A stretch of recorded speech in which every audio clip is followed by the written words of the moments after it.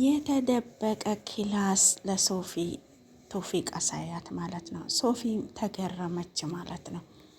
ቶፊቅ ግን ምን አስባህ ነው? እረ ቶፊቅ አየር አትያዝባቸው። በቃ ሶፊና ፉፉ ሊጋቡ ነው። አየር አትያዝ ማለት ነው። ሶፊ እስከ ዛሬ ካንቲ ጋር ስትደክም ካንቲ ጋር ስትኖር በኋላ ላይ ቀረብካት ነገር የለም። እንደዛ ተራረቃችሁ ደግሞ እኔና ሶፊያ ኒካ አላሰርንም ብላ ይሄንን ያክል እያዋረድካት ሶፊ ናት ማለት ነው። እኛ ብዙም ጊዜ ሶፊና ተውፊቅ ይታረቁ ብለን ነበር ማለት ነው። ቆይታችሁ ተለያይታችሁ አላህ ሱብሓነሁ ወተዓላ ሰበብ ፈጥሮ ተገናኝታችሁ ነበር። ከተገናኛችሁ እስካሁን ድረስ አንተ የሰራህ ነገር ምንድን ነው ማለት ነው?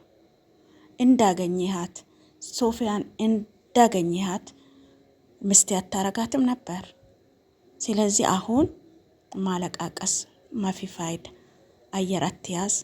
ለሶፊና ለፉፉ መንገድ ሊቀቅ ማለት ነው።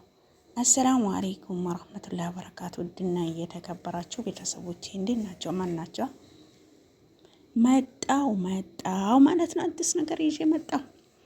እንግዲህ ባለፈው እኔ ሶፊያ እንደው ጀግና ናት ብዬ አስባለሁ። ግን ንዴታ ወጣለች ማለት ነው። ተዋታለች። በጥፊ አንዴ አቅምሰዋለች ማለት ነው። ወንድ ልጅ መምታት አግባቡም አይደለም። ስለመታሽው አይደለም ጀግና ያልኩት ማለት ነው። ብዙ ነገር ያቆሰላት ነገር ሊኖር ይችላል ማለት ነው። ባለፈው የሆነ ነገር አጠጥቷት እንደዛ ሞት አፋፍ ደርሳ ተመልሳ ነበር ማለት ነው። አሁን ደግሞ ሲጠራት እንዴት ሄደች ነው? ታማማ ሲባል እንዴት ራረረች ነው? ሴቶች ግን በሆዳችሁ በአንዳንድ ሴቶች ውሃ አለ እንዴ እንደዚህ ሸብረብ የሚያረጋችሁ ማለት ነው።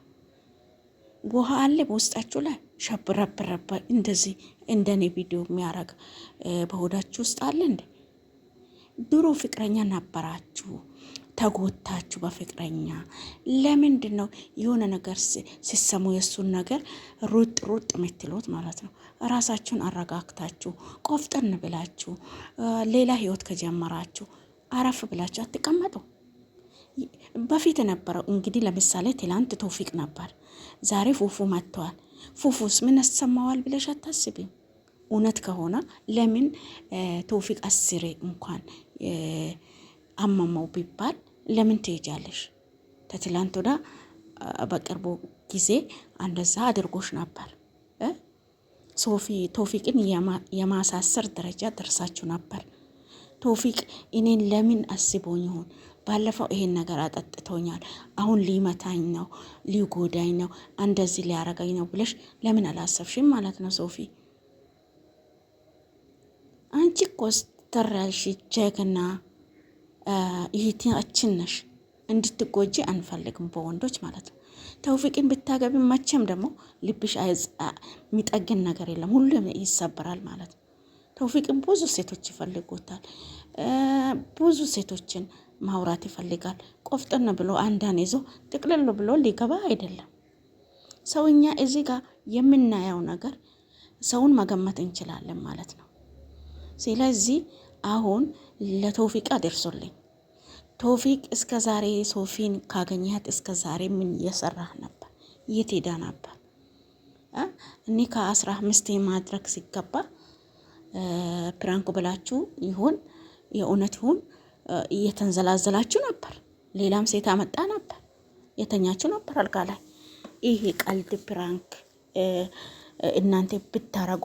ሶፊ ሴት ልጅ ናት፣ ታስባለች፣ ልባ ይሰበራል፣ ቀልባ ይሰበራል። በቃ ለአንተ ያላት እምነት ይቀንሳል ማለት ነው። ስለዚህ ሶፊ በቃ ራሷን የሚመስል ሰው አግኝታለች። እውነት ተስማምቶ ይኖራሉ። እንትና ማነው ፉፉ ልጅነት ስላለበት ሶፊ ጠበቅ አርጋው ትይዘዋለች። እውነት ለመናገር ያማረ ትዳር ነው፣ ሙሀባ ያለው ትዳር ነው የሚኖሩት ሶፊና ፉፉ ማለት ነው። እውነት ሌላ ምን አለች በሉኝ። ሶፊና ፉፉ ይጋቡ። እንግዲህ ቶፊቅ እነሱንም ስለተቀበልን ብዙም ደስ አላለውም። ማውራትም እንኳን እስከሚያቅተው ንዴት አለበት ያስታውቃል ማለት ነው። ይሄንን ደግሞ ዛሬ ሶፊያ ክፍሉን ገብታ ካየች በኋላ በጣም ነው የተሰማት ማለት ነው። እስከ ዛሬ እንደዚህ እንደምትወደኝ መቼ ነገርከኝ? ይሄ ድሮ ነበር የምትወደኝ፣ አሁን ይሄ የለም ብላለች። እውነት ነው፣ እውነታ ነው። ድሮ የሰው ሀገር ካለች ከሀገር ሳትገባ በፊት ነበር እንደዛ የምታረጋት ነበረው ማለት ነው። ካላስ ስለዚህ አየር አትያዝባት፣ ሁሌ ቀልባን አትስበራት። አንዴ ያው ቀልብ አላህ ሱብሃነሁ ወተዓላ ይስጥህና አንድ ሴት ይዛ አረፍ ብላ ትዳርህን ይዛ ትዳርህን መስርታ የልጅ አባት ሆና የልጆች አባት ሆና እንድትኖር ዱዓ እናደርግልሃለን። አለዛ ሶፊ ያለች ብላ ሶፊ ያለች ከዛም ማተራመስ አይቻልም። ይሄ አይፈቀድም ሲጀመር። በቃ ሀራም ነገር አትስሩ ማለት ነው። ወንዶችም ሴቶችም ልጥፍ ከዛም ልጥፍ። ኧረ ነጊ እቺ ዱንያ ናት፣ ነጊ ጥለናት እንሄዳለን።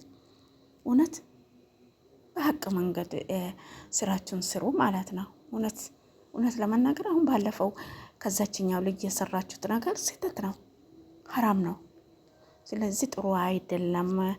እንግዲህ ሶፊና ፉፉ በቅርቡ ኒካ አስሮ ሲጋቡ እናያለን። አንተ ደግሞ ሌላ ፈልግ፣ ወይም ማናት ያቺን የድሮዋ እሷን ቋሚ አድርግ፣ አስልማት፣ ኒካ ይሰር፣ በሐላል መንገድ ኑሩ ከሜሪና ጋር። በቃ ይሄ ነው ያለው ነገር። ከሶፊና ከፉፉ ጭንቅላት ወረድ ብያለሁ። አድርሱልኝ። በቃ ይኖሩበት፣ ይጋቡበት፣ ይውለዱበት፣ ይክበሩበት። በቃ ይሄ ነው። ግን አሁን ደርሳ ለምን ቅናት ያዘህ ነው። ይቅርታ ውድ ሄዶቼ፣ ጉንፋኑም ይዘኛል። ሰላማችሁ ባላችሁበት ይብዛ። የነበረን ቆይታ ጨርሰናል ማለት ነው። ሼር ላይ ካደረጋችሁ አበረታቱኝ። ውድድ ነው ማረጋችሁ። አሰላሙ አለይኩም ወራህመቱላሂ ወበረካቱ። መልካም